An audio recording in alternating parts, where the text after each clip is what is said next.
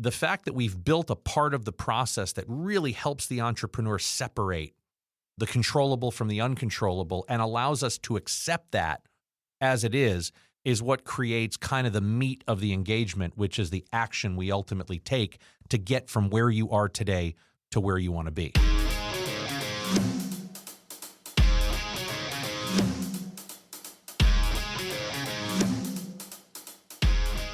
Welcome to the whole wealth journey. Wealth with a Y. What does that mean? What does that mean? Are we spelling it funny? No, I think it's We're using the word Y. The word Y, right? Okay, good. Not the letter Y, the actual word Y. Well, I know why. Why? Because we want to help people get on their path. Then the path is all about their why. And it's about aligning your finances with the people, the experience, and the passions that give their lives true meaning. It's getting way beyond the bank statements, the brokerage statements, the trust documents, the life insurance, and taking a deeper dive into your why. Well, admittedly, we're not for everyone. This is different. We're for the bold ones who really want to dive deeper and seek a life that resonates with who they really are at their core, who finds value in vulnerability. Well, you and I do. You and I do, and that's where we want to play, but not everybody is comfortable with that vulnerability.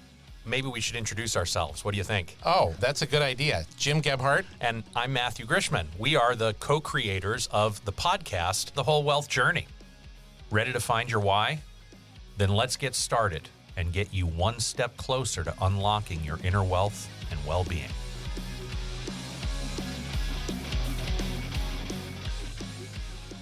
The fact that you didn't at least appear on the outside to have this, oh shit, that just, you were okay. Oh shit with what? That Matthew from a year ago is back. That all of the... Dude, I've been with Matthew for 11 years. Oh, I understand. But the version of me that was a year ago was that compared to 11 years ago? Well, 11 years ago, at least you were an active participant. You were having fun with me. A year ago... Not quite as much. No. 11 years ago was a different story. There was still some fun with the problems. A year ago, I couldn't tell you we'd be sitting here today. I wasn't sure. Honestly, I don't remember a year ago. Good for you. I do, but I don't. Yeah. You track that a lot more than I do. I can't spend the time in the rearview mirror. I can't. I have to keep going. I couldn't tell you what the details were. I just know where I was a year ago because somebody taught me that the only way we can measure progress is in arrears. Yeah. So I got to look back every once in a while at how I was feeling, where I was, what I was doing, what I was up to, what my outlook was. And, a year ago, I didn't know we'd be sitting here doing this because I didn't want to. What I'm appreciative of yesterday is that, okay, it was a day. It was just a day. Yeah. We're all allowed to have I also bad moods. Anticipate when you travel and don't get sleep what you're like. Yeah. I've been around. Absolutely. I know how you do that. And you do it. You do it and you get through it, but yeah. I know what you're like when you don't sleep. Yeah. For 2 to 3 days. 2 to 3 days, and you've been going and traveling, and back in the old Lions Den. I'm accepting. Yeah. I'm aware. Yeah. And I'm accepting. Absolutely. I'm wearing this for a reason. I wore a Jericho something yesterday too. Nice.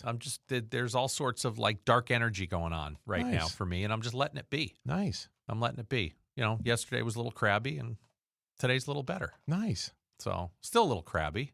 I mean, look at the world we live in right now. How could I not be crabby? It's great. The market's up 9%. Right. What is on the gratitude list today? A lot. I've got some light gratitude and I've got some heavier gratitude. Let's start with the heavier gratitude first. And I didn't share this earlier with you, but today's a milestone for me. Not one that's celebrated or talked about a lot, but for me, it's an important day.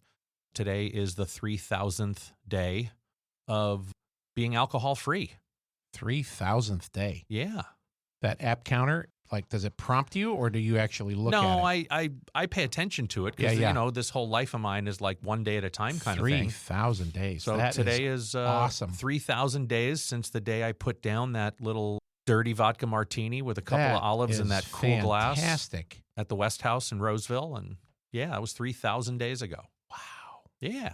So I was kind of feeling pretty good about that. That is awesome. That's left me pretty reflective today. It's left me with a lot of gratitude today. So gratitude might like seep through a lot of our discussion today.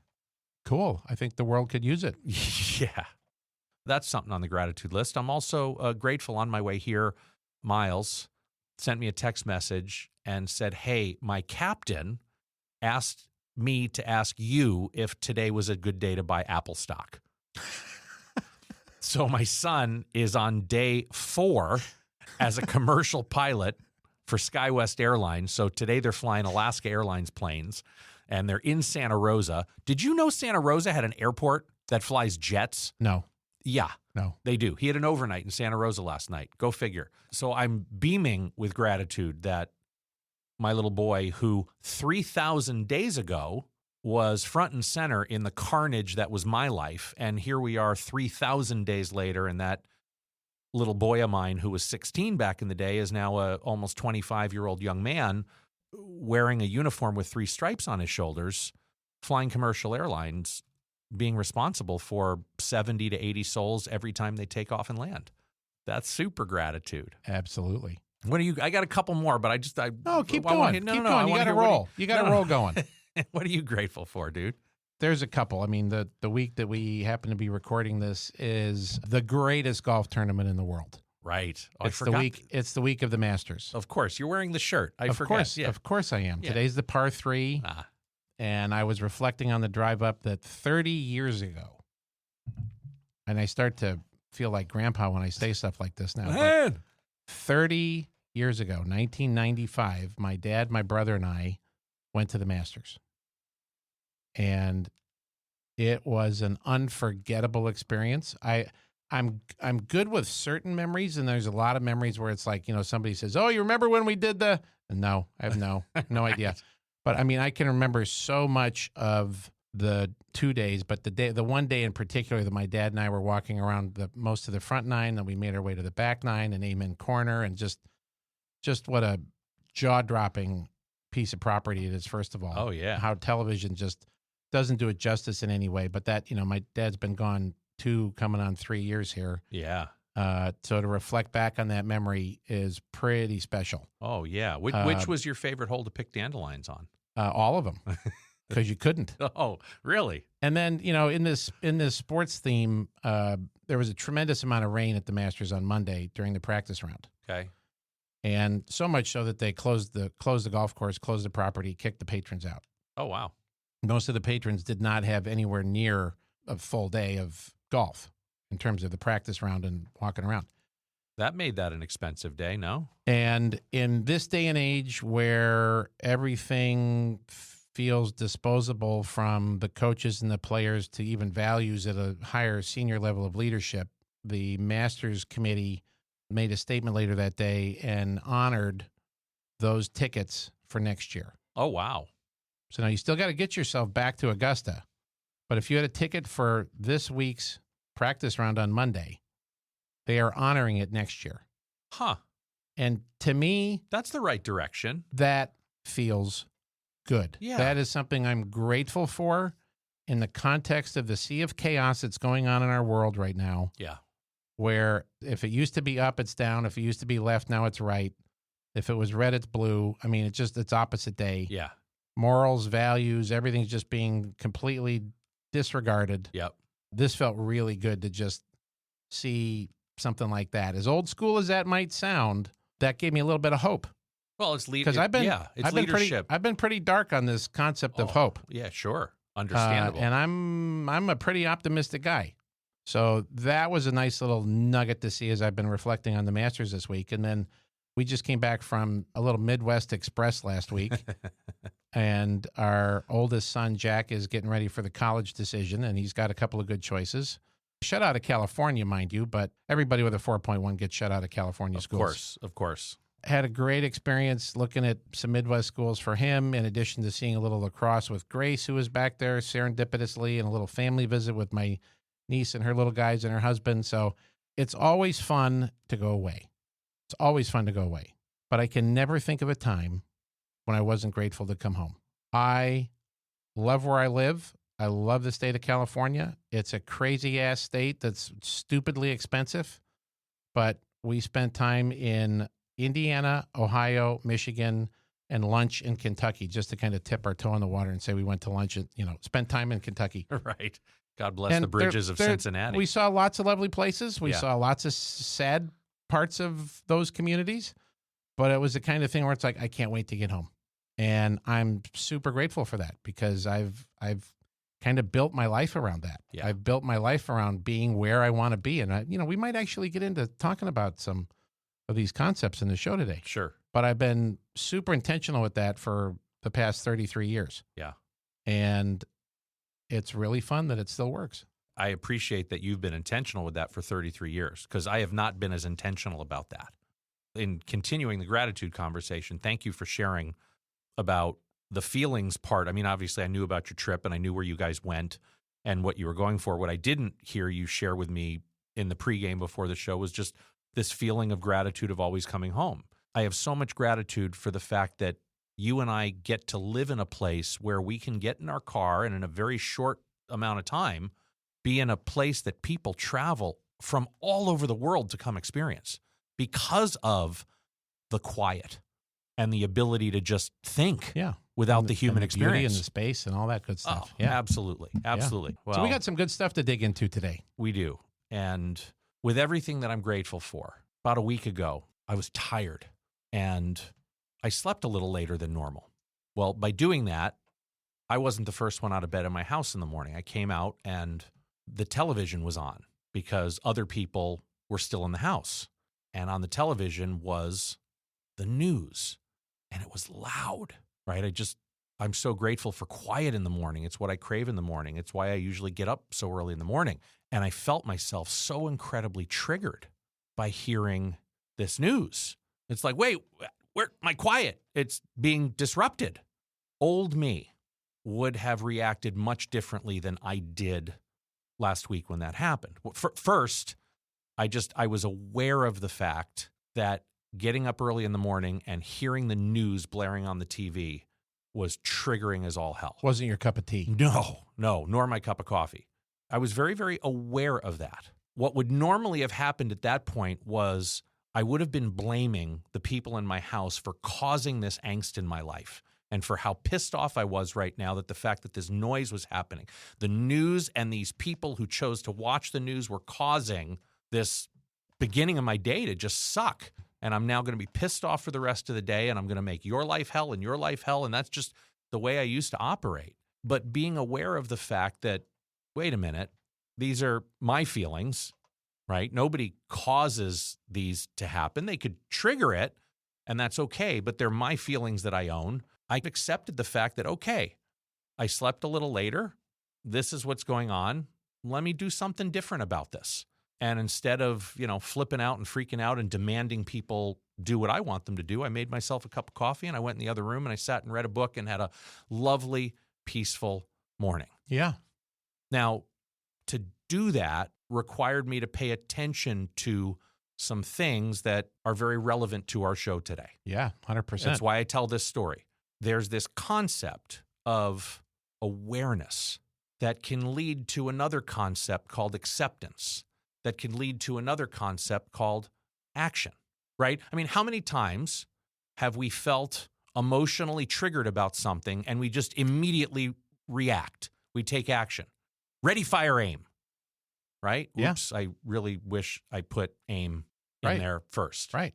So the idea that if we can apply these 3 A's to how we as leaders, right? We're talking about leadership and business owners and entrepreneurs and the fact that our world is completely turned upside down and there are different emotional triggers everywhere we look, from the news to the scroll to the Instagram reel to the stranger sitting next to us in the restaurant who's having a conversation that is absolutely making our skin crawl with what they're talking about, right? All of these triggers that exist in the world today.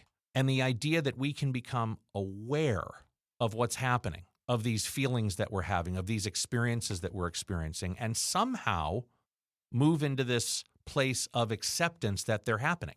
Well, yeah, because in your story, old you was unaware, right? Old you would have been unaware of how that was triggering you and you would have just gone right into action, Yes. said some things, done some things, right? Walked in, said something, turned off the TV, just, kind of steamrolled over the top of the whole thing. Yep. Absolutely. That concept of awareness is just so much a part of where we start with folks because they often are lacking the awareness. Right. It takes a lot for people to actually be aware. How often do you just go through life and just think to yourself, well, that person's not the least bit aware of what they're doing, what they're saying, how they're acting, their behavior, but Sure. Any of that. I right? think that's how mindlessness. That's how most people walk around in the world, including you and me. There have been times where you and I have just been walking around the world, reacting and responding to what's going on without an ounce of awareness, where I share the gratitude of 3,000 days without a drink and some of the things that I've learned over these 3,000 days that I've been forced to feel my feelings every day and experience the world around me without numbing them. And the life experiences that you've had as one of my very close sober partner in crime. I mean, the way you've been transforming your life the last 3,000 days that I've been is incredible. And for us to be able to bring this into our practice, these life experiences that you and I have had, this progression of becoming aware, letting that move into acceptance and allows us to take intentional action and being able to now bring that into our practice where we're helping entrepreneurs who want a little more from their money than just more money. They want this experience, this pause button where we can help them start with becoming aware of where they are. Yeah. So often in the workspace, in our practice, in our work world, people are introduced to us because they're at some pivotal junction in their life. Right. Right. Good, bad, or indifferent. And they're stuck. They don't have clarity. And in the context of our show today, they don't have a lot of awareness over their situation. Again, good, bad, or indifferent, whether it's the personal side of the shop, whether it's the financial side of the shop, whether it's the business side, they're not aware. So as you and I have kind of picked this apart in the same context in terms of how was I building trust at lightning fast speeds with people, and we kind of slowed that down and picked that apart, and we did episodes on that. Completely unaware of how you were doing that. I was completely unaware. The ironic part about the awareness here is that this is a lot of the blind spot work that we help people with because they're completely unaware to what their actual circumstance is. Right. How many business owners have we met over the years who believe their business is worth a lot more than it really is? Most of them. Most of them? Most of them. How many business owners have we met over the years who have incredible cash flow in their business, believe that they are worth a lot more than they really are today, just simply because of the amount of cash flow and the lifestyle that provides, and what they need as far as ongoing cash flow beyond life in the business to support the current lifestyle. Those are very eye-opening conversations. Holy cow. When we can actually sit down and engage with a client on those kinds of things and their awareness, the lights start to come on. And it's not always a great feeling, particularly when you think your baby's really beautiful and really smart and all of that, and you start to look at it and examine it, and it's not. Yeah. So there can be a bit of a tendency there to retreat. I don't want to. No, I don't believe you. Wow. No. Yeah. Right. And that's this whole concept in this awareness conversation that we constantly meet people wherever they're at. That's the name of the game, is when we start talking about these issues, we're not going to change somebody's opinion overnight if we show them where the gap is with their business or where the gap is with their personal wealth relative to their ability to retire with the sale of the business, right? That's got to go a little slowly because, in our world today with all the craziness that's been going on, if you go to bone too fast, yeah, they bounce out of the boat. Generally speaking, yes. But this is where you and I get to apply a little bit of the secret sauce of the unique ability that we have of creating trust pretty quickly. And what we're also finding is more and more business owners that are leaning in to this idea of realizing that, 80% of my net worth is locked up in this business thing I got. And unless I'm willing to really, really understand where I am today, how am I ever going to get to a point where I can unlock that wealth in my business through some sort of transaction at some point down the road, whether that's a couple of years from now or a decade from now.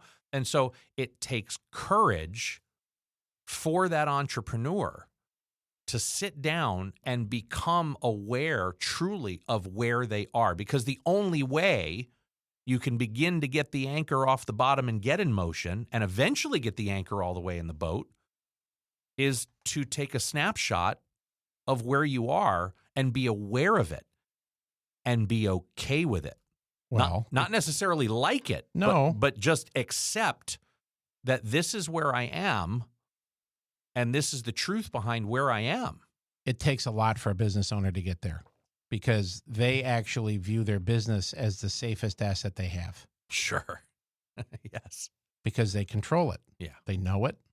They know the strings, the buttons, the levers, the pulleys. They know how to operate this thing. Now, obviously, whatever their market is, whatever market condition their business is in, they don't control that part. But this awareness conversation is really a big deal when they step into it and they start to realize, okay, wait, I do have to do something with this business in terms of a transition at some point. I mean, I'm not going to live to 150. Right. It is amazing how they see their own business as a safer investment Than of the their public capital markets. than owning a diversified portfolio of 100%. publicly traded companies. Sure, particularly when you look at what's going on in the markets right now. That's their cornerstone of proof. That's their bias. And you and I have the same bias. We are aware of the bias that we have. I have this argument with my brother all the time about job security, right? I will talk about how I feel so much greater sense of job security as a business owner than I ever did working for other people in big publicly traded companies. And he claims just the opposite. Well, how is that possible, right? I've got this big diverse organization I work for. My job is safer here. I need that job and income security. And you and I as entrepreneurs understand that that's just part of the plight of the entrepreneur. This belief in self, where for me, it's relief. Like right now, it's on you and me, right? There's nobody else who can take my job security away, right? It's on you and me to show up and do what we do, leveraging our unique ability, getting better at the craft day in and day out, 1% better every day, and creating an unbelievable amount of value in people's lives that they're willing to pay us to provide that for them. To me, that's job security because nobody can f that up and take that away from me. Exactly. Right? That's the mindset of the entrepreneur. And sometimes it creates enough bias that we can't see the risk that is also embedded in that mindset. And that's part of the awareness process we have to take people through in the beginning. I love talking with a business owner where 80% of their net worth is tied up in the business and they're not aware. Yeah, that is fun. Right. And I'll talk with them about, have you ever had any buddies that were, stock option babies that had most of their net worth tied up in a business? Or have you ever played craps? Oh, yeah. There was this time in Vegas where I rolled for 57 minutes and, and you probably had this huge mound of chips in front of you, right? Oh, it was unbelievable. And everybody was it was such a good time. And did you take any of those chips off the table at some point, or did you just keep doubling down and doubling down and doubling down? Well, yeah, I kept doubling down. I mean, that's the fun of it, right? That's also the mindset of the entrepreneur. And when you start to wake them up to the fact that they've got this massive asset that is illiquid, that they are in control of, and their team's in control of, but until they start to open their eyes to the fact that maybe I should be doing things to de-risk the business or doing some things to take some chips off the table, whether it's through the cash flow of the business or something else, right? Yeah. It's just, I love those conversations because these are generally very smart, very driven, very hardworking folks that have been through a lot. Yeah. And you're starting to have a conversation with them that they may never have really had with somebody else before. Sure. When you and I begin that conversation with them, to see the light start to turn on in their eyes, I mean, that's ultimately what I think rolls our socks up and down. Sure, I mean, we're entrepreneurs. We love to get paid. We love to see the value of our business grow. But what really, really gets you and me out of bed every day is when we see that initial awareness where the lights turn on and there's a combination of a little bit of fear, a little bit of frustration mixed with that entrepreneurial, holy shit opportunity. wait. So if I'm here and I'm clear, then that's what gives me the basis to get there, right? To get where I want to go. To take the action. And it's why you and I have built this process, right? Where we're helping entrepreneurs get from where they are to where they want to be. Step by step by step. Where it's really broken down into these 3 overall segments of the first part of our process, which is, I would say, probably at least in the beginning, it's the longest part of the process is this awareness piece.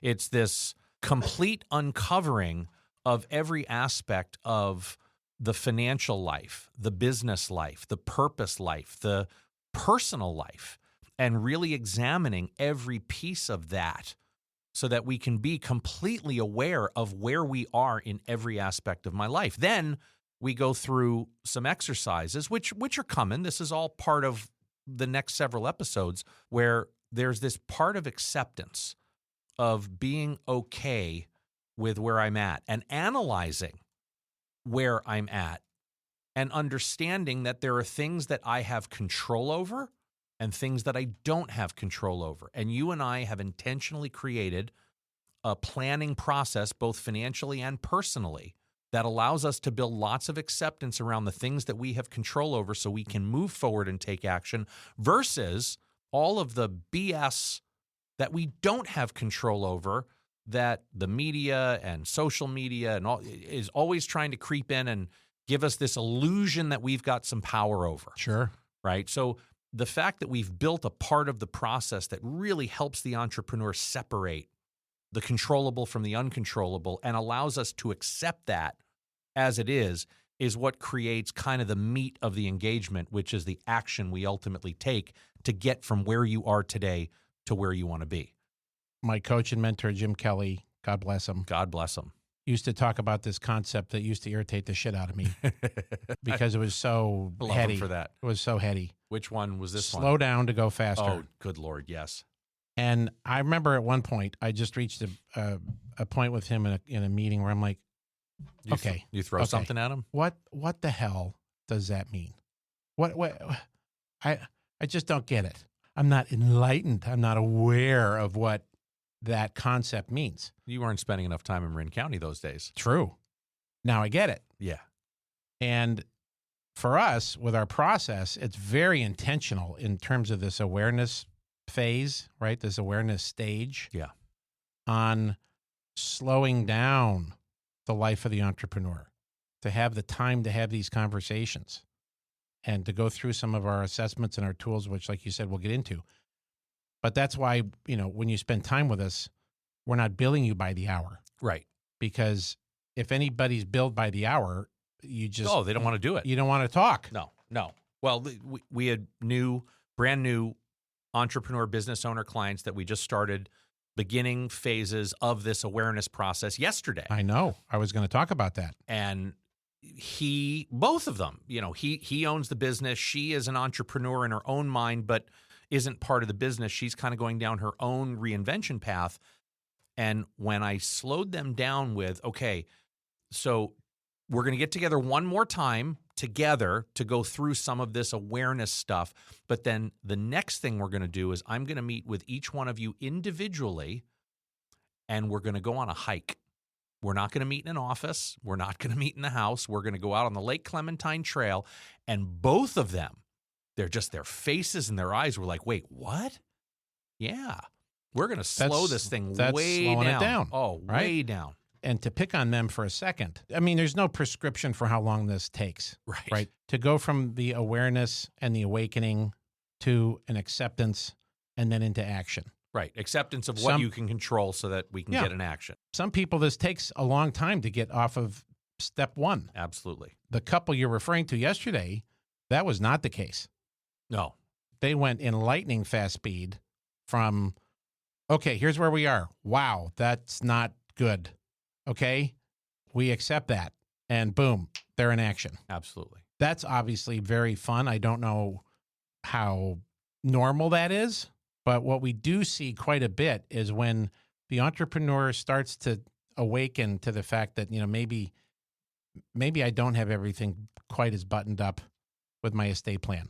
Maybe everything isn't quite as buttoned up financially. That's exactly what it oh is. shit, I don't actually have any sense of a plan for what I'm going to do when I sell this thing. Yes. That That's can be motivation. like rocket fuel to get them moving. So when you and I start the beginning part of helping them become aware, it starts with kind of unpacking their lives, unpacking their story, right? We're big storytellers. We love telling stories and we love learning other people's stories. As much as you and I love telling stories, I'm just as excited when people are willing to tell me their story. It's my favorite thing. Fascinated with people and their stories and how did you come to that decision? How did you come to that vote? How did you come to that business experience? And just hearing the backstory, to me, that's fascinating. And I think where we were very successful with this entrepreneurial couple is that we took them through that kind of unpacking process. Another way to describe it is an inventory. We literally sat down with them and helped them immediately see that wealth is so much more than the dollars and cents you have in the bank, the business, the mattress, the cars, the jewelry, right? The IOUs. There's so much more to your wealth than money, than this concept of prosperity. You and I like to call it the 4 Ps. Yes. We have wealth in our people. We have wealth in our purpose. In our purpose and our passions. We have wealth in how we play. And we do have wealth in this concept of prosperity. Sure. Right? And you and I have always been more interested in the prosperity conversation, more about the money story than we are the money stuff. Correct. And so when we sit down... The money story is a big deal too. Oh, the money story is how it all happens. That's the goods, right? That's understanding that and how that was created gives us so much more when it comes to how we want to plan this thing going forward than the actual dollars and cents that exist, right? Understanding the story that created the wealth is so valuable. And so those who are brave enough particularly in a couple, play, particularly in a married couple. Well, and the fun part with this couple was watching them discover new things about each other as we uncovered different aspects of their wealth, these 4 Ps, helping them identify the most important people in their lives, the relationships that meant the world to them, the relationships that sucked the life out of them, right? Just getting that out of them and having them explore that. Slow life down, get out of the business for a minute, and let's look at the relationships in our lives, those we truly cherish and those we're feeling obligated to, but in a perfect world, I'd love to kick that one to the curb. Sure. Yeah. Awareness. Tons of awareness. Then we get to sit down and talk about purpose. Why do you get out of bed every day? Literally, your feet hit the floor in the morning. Why? The difference when your alarm goes off on the iPhone of hitting the orange snooze button versus the kind of bluish shut the alarm off button. What forces you, what gets you motivated to shut it off versus snooze it and go back to bed every day? And to hear that that's more than the business. I got to go to work. More than I got to go to work is awesome. And to watch them just really explore this, this is the part of what I do each day. And you know what? When I show up and do this, I'm doing it in the business. I'm doing it with my friends. I'm doing it with my kids. I'm the why I get out of bed every day is a fun conversation. The play conversation can be interesting. Sometimes our entrepreneurial clients have so much play in their life, it's overwhelming trying to manage it all. Or crickets. They don't have any. The business is their play. Play. What's play? Why would I play? Right? Laughter. I have a business. I don't laugh. There's nothing funny about running a business. So that tends to be a little more black and white. Yeah. And particularly for the entrepreneur that's organized their life in a way where, they have the freedom of time. They have the freedom of their schedule. Sure, work demands are what they are, but their ability to be able to pursue those passions in terms of play, and that's fun, even if that is a well-developed muscle for them. It's nice to then start to actually use some of the money to help align. We'll get into obviously a lot more of that later, but I love the play conversation. Yeah. Because we want them to dream a little. What are those adventures of a lifetime that you've been putting off or the hobbies that you've, deferred for all of these years because you've been running this business. Sure. Right. They have to become aware that that's possible. We have a longtime client who's an oncology researcher. And more of a, not so much a researcher, but he kind of validates oncology studies. And a number of years ago, we were at lunch and I was asking him, like, so what do you want to do when you retire, Dave? He's like, I've always wanted to learn the guitar. Okay, well, what are you waiting for? Well, I don't know. I mean, I got to find a guitar teacher. Well, I bet if we took the rest of lunch and we've put our face in our phones, we could probably find about a half a dozen options within 6 minutes here. Yeah. He sent me a video the other day of him at an open mic night singing Johnny Cash, Folsom Prison. Oh, good Lord. That's awesome. And I sat there like a proud father, right? How long has he been taking guitar lessons? Like 5 years now, something like that. Oh, wow. 4 or 5 years. Okay, so this has been going on for a bit. But the singing part is what he's been the most reluctant to do. Sure. And so to see him do this was I just had this wonderful text exchange with him. Like, I'm just so excited and so proud of you. And hey, jackass, next time you do that, I live 6 minutes from that. Right. That little music open mic night. I'd like to, I'll be your harmony. Exactly. I'll harmonize with you. Exactly. Well, and what's cool about that is that it's not like this is designed to replace one day what his passion and purpose is. It's to help bring it out more. It's to help bring just more enjoyment into life. And it's incredible how many entrepreneurs are unaware of very simple joys in life, ways to play and build it into the fabric of life. And that's why we really start the conversation with, how do you create laughter in your life on a daily basis? Literally, how do you laugh during the day? Where does that come from? And that just... Not a lot of laughter these days. No, well, we got to manufacture it. And that's part of, with what's going on in the world, how do we create that play? How do we protect our confidence? How do we protect ourselves from constantly getting sucked into the uncontrollables? The noise. Yeah, we started the show with noise as a bother, and we're bringing it back because noise is a bother. Yes. And there's so much noise and so much distraction today. We just did a video to clients in the last week talking about the fact that if you can focus internally, meaning not externally at everything that's going on out there, but focusing on who are those people that are the most important. Pick up, what was the old telephone commercial? Pick up reach up out the phone, and touch reach out and somebody. touch someone. Thank you. Wait, we could sing it. Isn't that the old AT&T? Reach out and touch someone. Just try that. Yeah. Just phone a friend that you haven't talked to, or someone that you love that you just haven't been able to spend any time with. Reach out to them, right? Well, there's some super simple things that we can do. Sure. And in the context of places, right? You've been to 4 different ballparks in the first 2 weeks of the season. And I'm going to guess that most of that was with people that you love to be with. Yes. Right?